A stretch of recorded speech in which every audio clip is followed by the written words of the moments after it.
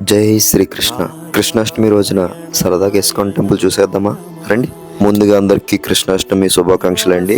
భీమవరంలో వచ్చేసి ISKCON temple ఎక్కడ ఉందంటే మన విష్ణు కాలేజ్ దాటిన తర్వాత గోలల్కోడేరు అనే గ్రామంలో ఎస్పీ గారి office and near by Delhi public school దగ్గర అయితే ఇస్కాన్ టెంపుల్ ఉంది కొత్తది. కృష్ణాష్టమి రోజున ఇస్కాన్కి వెళ్ళడం అనేది ఒక ఫీల్. సో నా ఫ్రెండ్స్ ని తీసుకుని వెళ్ళిపోయా.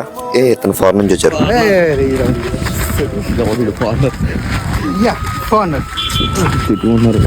ఆల్మోస్ట్ 4 కిలోమీటర్ తర్వాత మేమైతే టెంపుల్ దగ్గరికి రీచ్ అయ్యామండి. ఎందుకంటే ఈ రోజు క్రౌడ్ ఎక్కువ ఉండదు కృష్ణాష్టమి కాబట్టి 4 కిలోమీటర్స్ అవతల బైక్ పార్కింగ్ చేయించారు. సో మేమైతే లోపలికి అయితే ఎంటర్ అయిపోయాం. వ్యూ చూడొచ్చు మీరు. మా వాళ్ళిద్దరు నన్ను గట్టి తిట్టుకున్నారు. నామాలు ఎలా ఉన్నాను బాగున్నానా? సూపర్ రే చాలు ఇంకా ఆపు.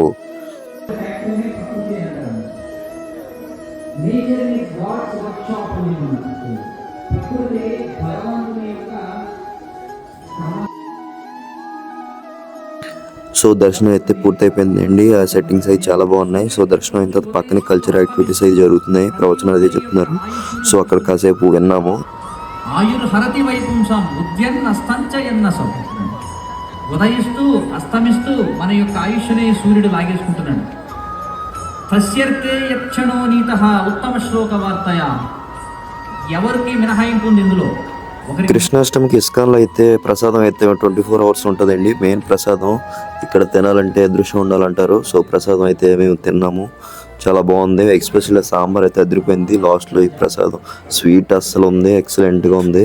ఫైనల్లీ కృష్ణాష్టమి రోజున ఇస్కాన్ టెంపుల్ నాకు మంచి ఫీల్ ఇస్తుంది ఎప్పుడు కూడా. సో వీడియో నచ్చితే సబ్స్క్రైబ్ చేయండి. బాయ్ ఉంటా.